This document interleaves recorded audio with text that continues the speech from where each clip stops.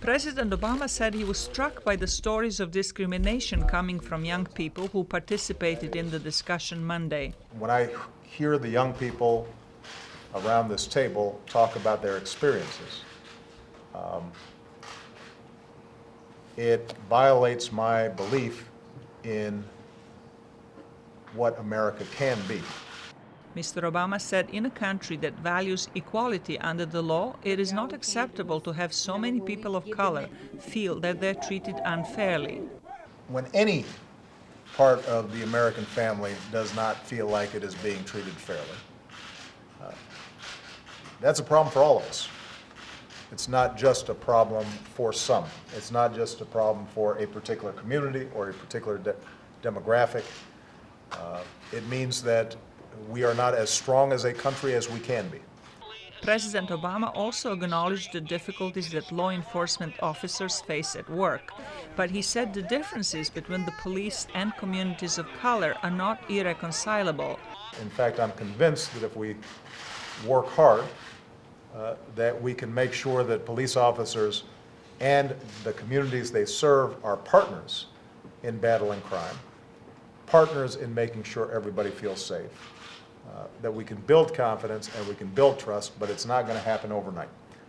He said in order to advance that goal, law enforcement will establish a list of best practices that must be institutionalized on the federal, state, and local levels around the country.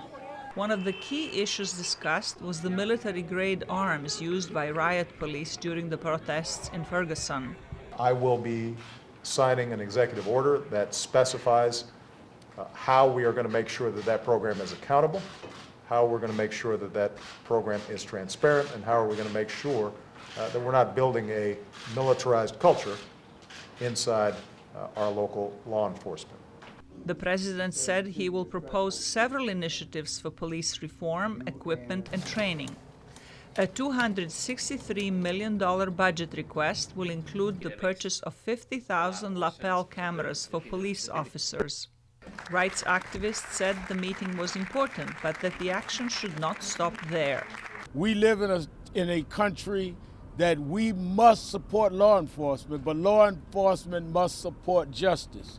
The ruling in Ferguson is something that is not a wake-up call for many of us that's been woke a long time. It's a reminder to the nation to live up to the principles.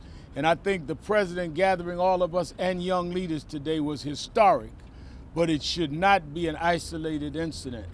President Obama said he is deeply invested in following through on this issue because the experience of some young Americans violate his belief in what America can be. Zlatica Hoke, VOA News, Washington.